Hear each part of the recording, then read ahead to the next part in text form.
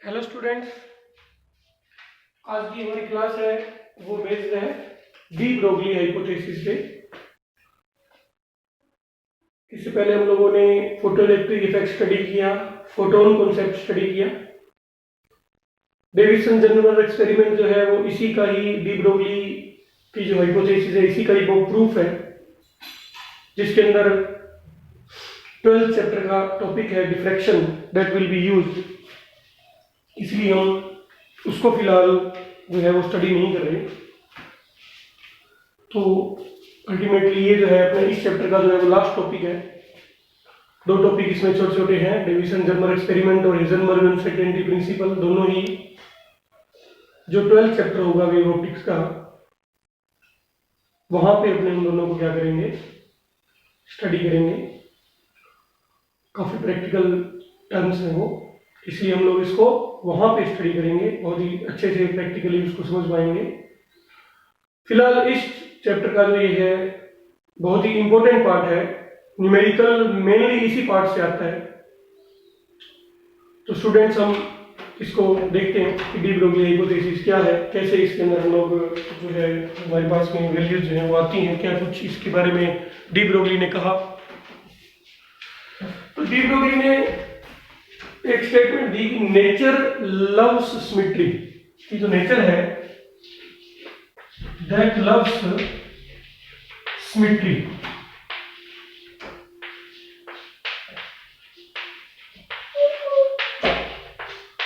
कि नेचर जो है वो सिमेट्री को लव करती है, यानी कि अगर एक कॉन्सेप्ट के अंदर हमने लाइट को पार्टिकल मान लिया फोटोन में, और दूसरे कॉन्सेप्ट में हमने उसको वेव मान लिया, यानी हमने क्या कहा कि लाइट जो है उसकी ड्यूल नेचर है। ड्यूल नेचर, सबसे पहले इस वर्ड को देखिए, ड्यूल नेचर। ड्यूल नेचर का मीनिंग है कि किन्हीं फिनोमिना में लाइट को हमें वेव की तरह ट्रीट करना पड़ेगा, और किन्हीं फॉर्मूला में हमें उसे मैटर की तरह, मास की तरह हमने उसको ट्रीट किया, किन्हीं कॉन्सेप्ट्स में। जैसे जो कॉन्सेप्ट है अपने वेव नेचर ऑफ लाइट के, वो है डिफ्रैक्शन, इंटरफेरेंस ऑफ लाइट। वहां पे लाइट को अपने पार्टिकल नहीं मान सकते, वेव ही मानना पड़ेगा। और जैसे हमने इस चैप्टर में पढ़ा फोटो इलेक्ट्रिक इफेक्ट, वहां पे वेव नेचर जो है वो फेलियर हो गया उसका। हमने लाइट को क्या मानना पड़ा, अपने को पार्टिकल मानना पड़ा। तो ड्यूल नेचर है लाइट की, यानी लाइट एक्चुअली तो वेव की तरह ज्यादा चीजें उसकी समझ में आती हैं, लेकिन वो कभी कभी मैटर की तरह भी बिहेव करती है। फोटोन जिसको हमने कहा था, उसका एनर्जी का बंडल है पार्टिकल, जिसको हमने कहा था फोटोन। सिमिलरली हमारे डी ब्रोगली ने कहा कि अगर कोई मूविंग पार्टिकल है, मूविंग पार्टिकल, पार्टिकल क्या होते हैं, पार्टिकल क्या होते हैं, सब एटॉमिक, जैसे कि छोटे छोटे पार्टिकल, इलेक्ट्रॉन, प्रोटॉन, न्यूट्रॉन, इस तरह से। तो अगर कोई मूविंग पार्टिकल है, तो पार्टिकल जैसे सब समझ में आ रहा है, तो अपने डायरेक्टली जाएंगे इस बात पे कि पार्टिकल मतलब उसका मास होगा। उसका क्या होगा, मास होगा, यानी वो एक मैटर होगा। ठीक है। अब डी ब्रोगली ने ये कहा कि अगर लाइट वेव होते हुए मैटर की तरह बिहेव कर सकती है, तो मैटर भी मैटर होते हुए वेव की तरह भी बिहेव कर सकता है। ये बताएं कि हमारे इलेक्ट्रॉन, प्रोटॉन, न्यूट्रॉन क्या है, एक पार्टिकल्स है। इनका स्पेशली मास होता है 9.1 into something about into 10⁻31 kilogram minus 27 kilogram. तो इनके मास है, यानी कि ये पार्टिकल्स जो है ये मैटर का पार्ट है। ये जो पार्टिकल हम बात कर रहे हैं इनको बोलते हैं सब atomic particle, electron, proton, neutron. तो डी ब्रोगली ने ये बताया आपने को कि जैसे लाइट जो है आपकी वेव नेचर थी उसकी कंपलसरी, लेकिन एक इफेक्ट ऐसा है फोटो इलेक्ट्रिक इफेक्ट, जहां पे एक और भी हालांकि, लेकिन अपने सिलेबस में फोटो इलेक्ट्रिक है, जहां पे अपने को लाइट को क्या मानना पड़ा, पार्टिकल मानना पड़ा, यानी उसका नेचर पार्टिकल जैसा था। तभी वो चीज हम लोग उसको क्लेरिफाई कर सकते।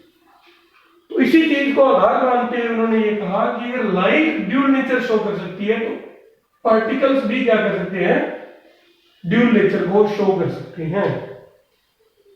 दैट मीन्स पार्टिकल भी वेव की तरह बिहेव कर सकते हैं और उस वेव को बोलेंगे मैटर वेव। लेकिन इसमें उन्होंने कंडीशन दी है कि कौन से पार्टिकल वेव की तरह बिहेव करेंगे, मूविंग पार्टिकल। मूविंग पार्टिकल किसकी तरह बिहेव करेंगे, वेव की तरह बिहेव करेंगे। जैसे इलेक्ट्रॉन अगर मूविंग है, हमारे घरों में जो पुराने सीआरटी टीवी थे, cathode ray tube TV, colour TV जो पहले होते थे बड़े बड़े, उसके अंदर कैथोड रे बोलते हैं इलेक्ट्रॉन्स की रेज को, वो चलती थी उसके अंदर, मूव करते थे इलेक्ट्रॉन उसके अंदर। ठीक है, तो इलेक्ट्रॉन्स को मूव करवाया जा सकता है। तो इन्होंने ये बताया कि मूविंग इलेक्ट्रॉन जो है that can behave like wave and that wave is known as matter wave. एक तो हम लोग जानते हैं मैकेनिकल वेव होती है जिसके अंदर पार्टिकल्स होते हैं किसी भी मीडियम के, और मीडियम में वो ट्रेवल करती है। एक हमने लाइट वेव जो होती है वो इलेक्ट्रोमैग्नेटिक वेव होती है, उसके अंदर इलेक्ट्रिक फील्ड होती है, मैग्नेटिक फील्ड होती है।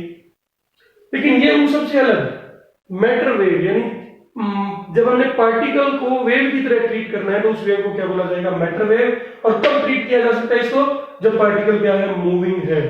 और फिर बाद में इस पे मोहर लगाई डेविसन और जर्मर ने, एक्सपेरिमेंटली ये बात प्रूव की कि electron also shows wave like nature. ठीक है, उन्होंने ये बात प्रूव की कि इलेक्ट्रॉन्स जो है, moving electron wave like nature को शो करते हैं। तो हमें तो फिलहाल इस टॉपिक तक रहना है, वो आगे का टॉपिक है अपना। Moving particle can be treated as, moving particle can be treated as wave, कि कोई मूविंग पार्टिकल है उसको हम वेव भी मान सकते हैं। ठीक है, नेक्स्ट देखिए, किस बात पे इन्होंने ये कहा, नेचर लव्स सिमेट्री। इस बात को लेते हुए उन्होंने ये बात की कि अगर भाई आप कह रहे हो कि हमारे लाइट वेव होते हुए पार्टिकल बन गई, तो हमारा पार्टिकल भी मैटर होते हुए वेव नेचर को शो कर सकता है, ये बात कही। ठीक है, so lambda is equal to H upon M we.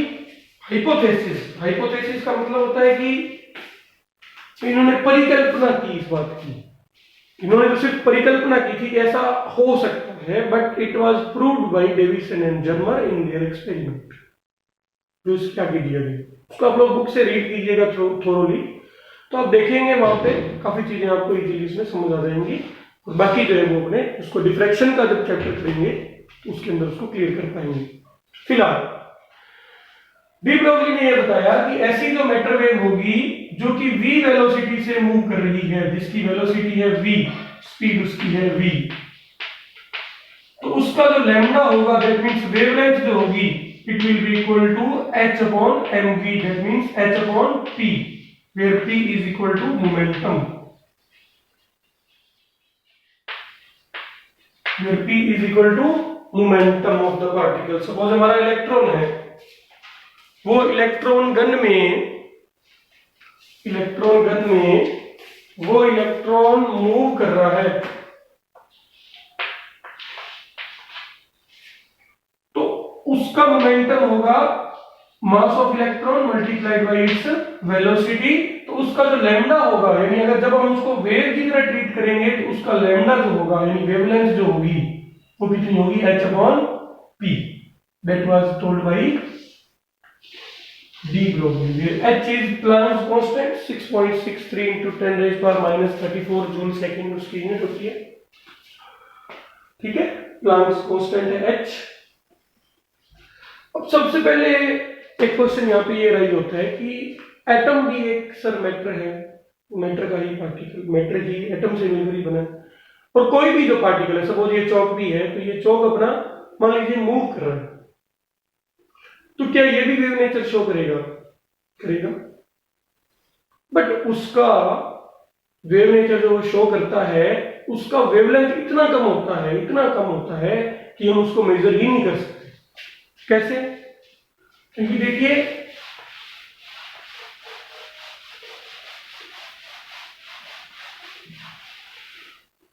जो अपना प्लांक्स कांस्टेंट है लेमडा की वैल्यू आएगी h upon mv 6.63 into 10⁻⁴ upon mv। तो mass of chalk multiplied by speed of chalk. तो चॉक का मास क्या है, ये तो ऑलरेडी क्या है, इतनी कम वैल्यू आ रही है -34, और चॉक का मास जो है वो कुछ ग्राम है, अगर उससे इसको डिवाइड करेंगे तो वैल्यू और ज्यादा क्या हो जाएगी, छोटी हो जाएगी, स्पीड भी यहाँ पे, ठीक है। यानी बहुत कम पावर के अंदर अपने को लैम्डा मिलेगा। अपने जो है जो अपने 10⁻⁻10 तक हम लोगों ने पढ़ा है, इसको आर्मस्ट्रांग बोलते हैं, और लास्ट हम लोग पढ़ेंगे न्यूक्लियस में डिस्टेंस की यूनिट 10⁻⁻15 जिसको एक फर्मी बोलते हैं, फर्मी या फेंटोमीटर बोलते हैं। तो ये तो -34 के अंदर आएगा। आप अगर मास कुछ रखेंगे यहाँ पे ग्राम के अंदर चेंज करके 34 में से 2-3 अगर कम भी होगी पावर तो बहुत ज्यादा छोटी वैल्यू होती है। जबकि इलेक्ट्रॉन के केस में ये जो मास है ये होता है 9.6 into minus 9 point something into 10⁻⁻9.27 into 10⁻20 -31 kilogram होता है मास। तो वहां पे ये पावर क्या है, कुछ कैंसिल हो जाती है, इसलिए लैम्डा की एक सिग्निफिकेंट वैल्यू होती है। इसलिए लैम्डा की एक सिग्निफिकेंट वैल्यू होती है, यानी ऐसी वैल्यू आती है जो मेजर की जा सकती है, 10⁻⁻10 से कम वो वैल्यू आती है। कोई थोड़ा जो है वो बोर्ड में थोड़ा लाइट का है, एक मिनट रुक जाइए, अभी थोड़ा सूख जाएगा ये, थोड़ा मैंने गीले कपड़े से साफ किया, इस वजह से थोड़ा इस तरह का हो रहा है ये,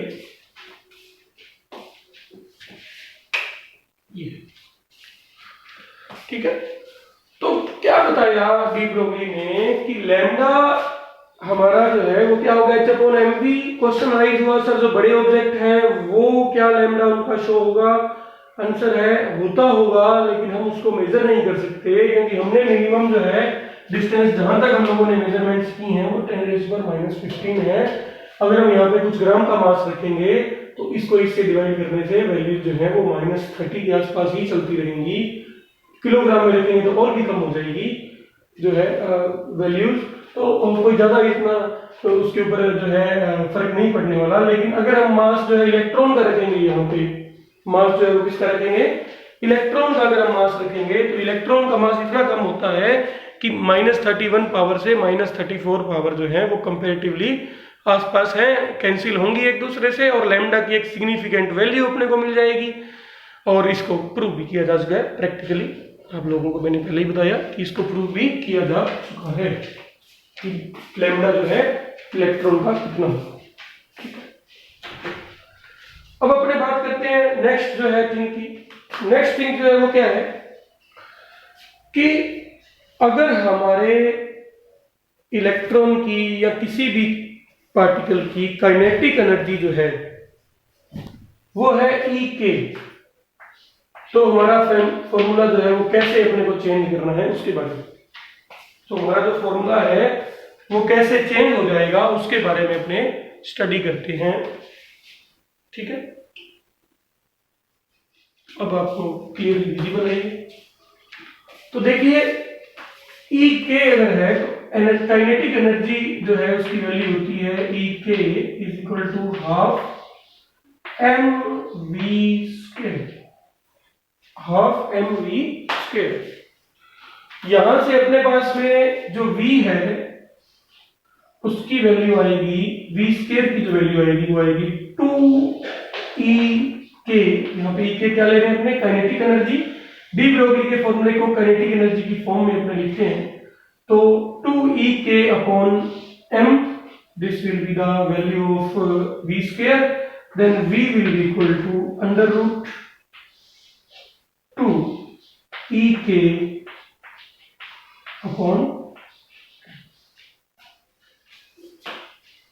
ठीक है। ये किसकी वैल्यू आ जाएगी अपने पास, v की वैल्यू आ जाएगी √2E k/m, ठीक है। हम लोग जानते हैं from de Broglie hypothesis, de Broglie hypothesis से हम लोग ये बात जो है वो जानते हैं कि जो हमारा लैम्डा है वो होता है h/mv। लैम्डा जो है उसकी वैल्यू होती है h/mv, हम लोग क्या कर रहे हैं यहाँ पे, जो अपना फॉर्मूला है डी ब्रोगली हाइपोथेसिस का H अपॉन mv, उसको हम काइनेटिक एनर्जी की टर्म्स में लिखने जा रहे हैं। ऐसा हम इसलिए कर रहे हैं क्योंकि हमारे पास जो न्यूमेरिकल्स रहेंगे वहां पे हम देखेंगे कि हमने जो हमारा इलेक्ट्रॉन है उसको हमने किसी पोटेंशियल डिफरेंस को अप्लाई करके हमने उसको एक्सेलरेट करवा दिया। पोटेंशियल डिफरेंस को अप्लाई करके हमने उसको एक्सेलरेट करवा दिया और हमसे पूछा जाएगा कि ऐसे इलेक्ट्रॉन की आप वेवलेंथ फाइंड कीजिए। ऐसे इलेक्ट्रॉन की आप क्या फाइंड कीजिए, वेवलेंथ फाइंड कीजिए, ये पूछे। समझ रहे हो मेरी बात?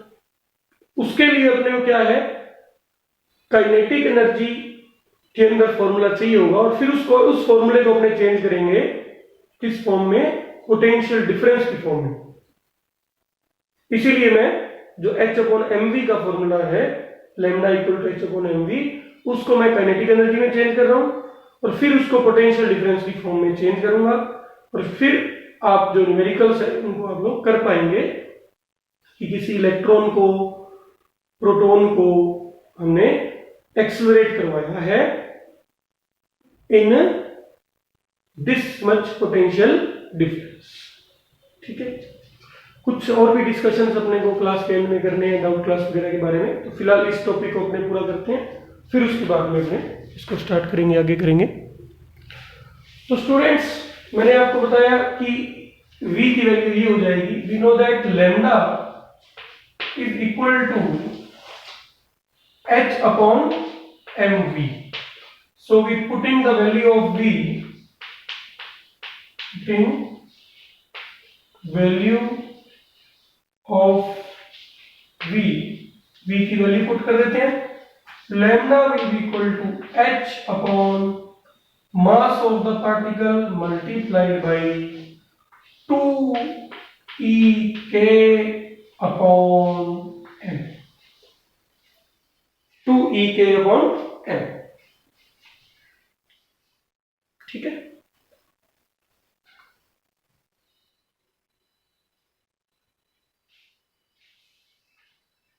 लैम्डा की वैल्यू क्या आ जाएगी, 2ek अपॉन m के ऊपर अंडर रूट, ये है रूट m नीचे, ये है m ऊपर। इस m को अपने लिख सकते हैं lambda is equal to h upon root m into under root 2ek upon root m, यानी टोटली m है। तो इस रूट से एक ये रूट क्या हो जाएगा, कैंसिल हो जाएगा। एक रूट से जो दूसरा रूट है वो क्या हो जाएगा, कैंसिल हो जाएगा। 2ek upon m, root m से रूट m क्या हो जाएगा, कैंसिल हो जाएगा। और इस पूरी वैल्यू को हम लोग इसके अंदर अगर पुट करें so we will get lambda will be equal to h upon under root m 2 m e a. This will be the value of lambda। ये किसकी वैल्यू हो जाएगी, अपनी लैम्डा की वैल्यू हो जाएगी in terms of kinetic energy, in terms of kinetic energy 2mek, h upon 2mek। ठीक है, रूट m से रूट m हमने कैंसिल कर दिया और रूट m जो है उसके अंदर आ जाएगा हमारे अंडर रूट के, इस तरह का अपने का फॉर्मूला बनेगा। ठीक है, अब मैं काइनेटिक एनर्जी की वैल्यू जो है वो फाइंड करना चाहूंगा किसी भी पार्टिकल के लिए। बात इलेक्ट्रॉन की नहीं हो रही, किसी भी पार्टिकल के लिए, प्रोटॉन हो सकता है, इलेक्ट्रॉन हो सकता है, न्यूट्रॉन हो सकता है, किसी भी तरह के पार्टिकल के लिए है। लेकिन जो नेक्स्ट फॉर्मूला है वो केवल चार्ज्ड पार्टिकल के लिए है, यानी प्रोटॉन और इलेक्ट्रॉन के लिए नेक्स्ट फॉर्मूला मैं एक डिराइव कर रहा हूं, जिसमें अपने जो लैम्डा है that will be in terms of potential difference. Lambda will be in terms of potential difference जो है वो अपने जो है करेंगे। तो देखिए हम लोग जानते हैं वर्क एनर्जी थ्योरम क्या कहती है अपने को कि work done on a system is equal to change in its kinetic energy del K या डेल ई के। किसी सिस्टम पे या किसी बॉडी पे वर्क करेंगे that work done will be equal to del E K change in kinetic energy. तो suppose हमने ये एक प्लेट ली, ठीक है, यहां पे इस तरफ ये जो है प्लेट पॉजिटिवली चार्ज है, ये जो प्लेट है ये नेगेटिवली चार्ज है, ठीक है, ध्यान से समझिए इस बात को। एक प्लेट हमने पॉजिटिवली चार्ज ली, एक प्लेट हमने नेगेटिवली चार्ज ली और एक हमने प्रोटॉन लिया। मान लो इन दोनों के बीच में पोटेंशियल डिफरेंस है V। पोटेंशियल डिफरेंस कितना है इन दोनों के बीच में? V पोटेंशियल डिफरेंस है दोनों प्लेट्स के बीच में, एक प्लस की एक माइनस की। हमने एक प्रोटॉन लिया यहाँ पे, ये प्रोटॉन क्या होगा कि अगर हमने एक प्रोटॉन यहाँ पे लिया तो इस प्रोटॉन पे ये वाली जो A प्लेट है वो रिपल्सिव फोर्स लगाएगी, ये वाली जो B फोर्स है ये अट्रैक्टिव फोर्स लगाएगी। इसलिए प्रोटॉन के ऊपर नेट फोर्स लगेगी 2 टाइम्स, अगर फील्ड दोनों की सेम है तो 2 टाइम्स इनटू फील्ड, और उस फोर्स की वजह से प्रोटॉन क्या होगा? एक्सेलरेट होगा यानी कि उसकी वेलोसिटी में क्या होगा? इंक्रीज होगा। उसकी वेलोसिटी में क्या होगा? इंक्रीज होगा, उसका एक मोमेंटम होगा। तो यानी इस एग्जांपल से मैं आपको क्या समझाना चाह रहा हूं कि किस तरह से हम पोटेंशियल डिफरेंस लगा के किसी प्रोटॉन को या इलेक्ट्रॉन को एक्सेलरेट करवा सकते हैं। हमने लगाया यहाँ पे पोटेंशियल डिफरेंस, यहाँ से फोर्स लगेगी, फोर्स लगने की वजह से, फील्ड की वजह से हमारा प्रोटॉन भागेगा, उसके ऊपर जो वर्क डन होगा that will be equal to its kinetic energy. Suppose first initially इसकी काइनेटिक एनर्जी 0 है तो इसकी फाइनल काइनेटिक एनर्जी E के, शुरू में अगर 0 है तो फाइनल काइनेटिक एनर्जी कितनी होगी? This will be equal to work done on it, और हम लोग जानते हैं इसके ऊपर वर्क डन कितना होगा? Q इंटू V, ये इसके ऊपर वर्क डन होगा, क्योंकि पोटेंशियल डिफरेंस अपने को बताता है work done in moving a unit positive charge from one point two another point. आप सभी जानते हैं one point two another point. तो यहाँ पे हम कितने चार्ज को मूव करवा रहे हैं? Q चार्ज को। Q क्यों लिया है? हो सकता है कि अल्फा पार्टिकल हो सकता है प्रोटॉन हो सकता है इलेक्ट्रॉन हो, कोई भी हो, तो वहां पे Q एक जनरल फॉर्मूला डिराइव कर रहे हैं, इस वैल्यू में E के को हम लोग रिप्लेस कर रहे हैं विद QV, क्योंकि हमने यहाँ पे क्या अप्लाई किया? Potential difference. तो पोटेंशियल डिफरेंस की वजह से कितना वर्क होगा इसके ऊपर? यूनिट के लिए वर्क होता है वो कितना होता है? V। Q चार्ज के लिए कितना होगा? Q into V। E K will be equal to Q into V। So total work done will be equal to change in kinetic energy. Initial kinetic energy is 0, so final kinetic energy is Ek. This will be equal to total work done, that will be Q into V. जिनको 11 का concept याद है बहुत अच्छी बात है, जिनको नहीं याद है वो याद कर लीजिए कि वर्क एनर्जी थ्योरम ये कहती है कि work done on a body is equal to change in its kinetic energy. हमने प्रोटॉन को एक्सेलरेट करवाया तो कितना वर्क होगा उसको हम लोग यहाँ पे लिख रहे हैं। ठीक है स्टूडेंट्स, इसी के साथ अपना ये डेरिवेशन जो है वो एंड होने को है, और इस डेरिवेशन में आप देखेंगे कि लैम्डा की अब जो वैल्यू है वो क्या हो जाएगी यहाँ पे? h upon √2 mass of the particle multiplied by charge of the particle multiplied by the potential difference applied. ये अपना फॉर्मूला हो जाएगा लैम्डा का। तो डियर स्टूडेंट, इसी पे न्यूमेरिकल्स बेस्ड है कि find out the wavelength of a electron which is accelerated by a potential difference of 100 volt.